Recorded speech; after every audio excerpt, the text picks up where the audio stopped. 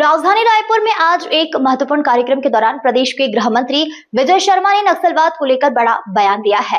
Raipur press club में हमर पनुहा कार्यक्रम के अंतर्गत शामिल हुए गृह मंत्री ने नक्सलवाद के खात्मे को लेकर सरकार की रणनीति और उपलब्धियों पर विस्तार से चर्चा की है। गृह मंत्री विजय शर्मा ने कहा कि आज का दिन ऐतिहासिक है। उन्होंने बताया कि केंद्रीय गृह मंत्री अमित शाह द्वारा 31 मार्च 2026 तक नक्सलवाद के खात्मे का जो लक्ष्य तय किया गया था, आज वह उसका अंतिम दिन है और इस दिशा में बड़ी सफलता हासिल की गई है।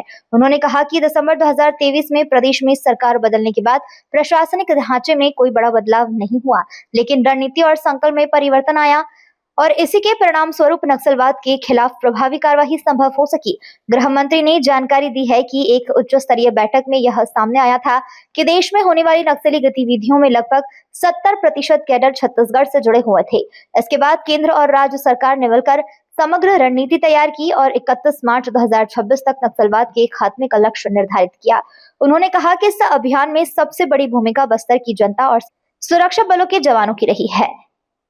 जनता ने ठान लिया था कि अब नक्सलवाद समाप्त होना चाहिए और क्षेत्र में स्कूल, अस्पताल और विकास के कार्य शुरू होने चाहिए।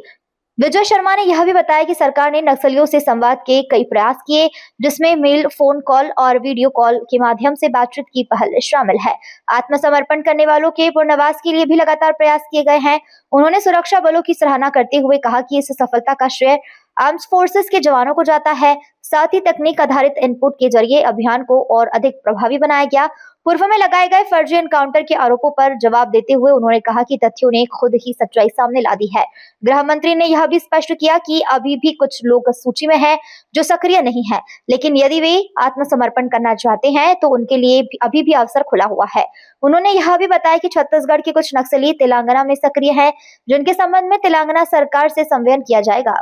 और एक चर्चा होती है जिस पर ये इस बात का आकलन किया जाता है कि कुल हमारे देश में नक्सलवाद कितना है और उसका कितना प्रतिशत किस प्रदेश में है। ये निकलकर सामने आता है सबकी चर्चा के बीच में कि पूरे देश का नक्सलवाद का 75% सिर्फ छत्तीसगढ़ में। और एक और विशेष बात जो आपसे मैं कहना चाहता हूँ कि पूरे देश में जो आर्म्ड फोर्सेस इनके हैं, आर्म्ड कैडर इनका है, उस आर्म्ड कैडर का तो 90% छत्तीसगढ़ से। झारखंड में भी कोई पकड़ा गया तो वो हमारे बीजापुर का नौजवान था, सुकमा का नौजवान था। कोई उड़ीसा में पकड़ा गया तो भी वही था, झारखंड में पकड़ा गया तो भी वही था, गढ़चिरौली में पकड़ा गया तो वही था। ये बीजापुर से हमारे बस्तर से बहुत सारे नौजवानों को भ्रमित करके ले जाया गया, उनको वहां पर लगाया गया। तो सबसे बड़ी समस्या ये छत्तीसगढ़ इसका हब हुआ करता था, तो छत्तीसगढ़ में ही इस बात के लिए सबसे अधिक प्रयासों की आवश्यकता है। उस बैठक में ही, बैठक के विषय बिंदु आज भी हैं सबके सामने, उस बैठक में ही ये निर्देश दिए गए कि सीआरपीएफ अपनी गणना बताएंगे कि किस तरीके से नक्सलवाद का समूल नाश, समूल उन्मूलन कर लिया जाएगा। बीएसएफ भी इस बात की गणना करेंगे, छत्तीसगढ़ पुलिस भी इस बात की गणना करेगी। ऐसे सारे ही वर्टिकल्स को ये काम सौंपा गया और सबने अपने अपने रिपोर्ट समय पूर्वक जमा किए। दूसरी बैठक जब छत्तीसगढ़ में होती है वो समय था 24 अगस्त सन 2024। वो 24 अगस्त सन 2024 तक इन सारे ही जितने भी हमारे वर्टिकल्स हैं, उन वर्टिकल्स से आए हुए रिपोर्ट्स के आधार पर माननीय केंद्रीय गृह मंत्री जी ने ये घोषणा की कि 31 मार्च 2026 तक सशस्त्र नक्सलियों का वो कैडर जिसके माध्यम से वो हत्याएं करते हैं, वो कैडर समाप्त कर दिया जाएगा। ये रखा है हमर पहुना। इस कार्यक्रम के अंतर्गत प्रेस क्लब ऐसे गणमान्य लोगों को बुलाएगा जो कि समाचार के एक साधन हैं, सूत्र हैं, उनसे आप समाचार प्राप्त करें।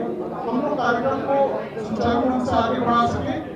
कोई भी साथी लिंक के लिए परेशान न हो, कोई भी साथी कैमरे के लिए आईडी के लिए परेशान न हो। लिंक उपलब्ध है। निवेदिता जी, संयुक्त सचिव भूपेश जागरे जी, आप भी अपने स्थान पर इस आग्रह करूंगा। हमर पहुना की शुरुआत आज से होने जा रही, आप लोगों से आग्रह की। सशस्त्र संगठन समाप्त हुआ है छत्तीसगढ़ में, तो उस दिन हम सब मिलकर एक साथ बैठने बात कर ली, ये बहुत अच्छा विषय मुझे लगा। इसलिए मैंने सबसे पहले यही कहा कि मैं जरूर आऊंगा भैया और ये विस्तार से इस पर हमारी चर्चा होगी। मुझे जो प्रश्न अनेक पत्रकार साथियों के द्वारा अभी कुछ दिनों के अंतर्गत पूछे गए मैं सोचता हूं कि वही स्वाभाविक प्रश्न है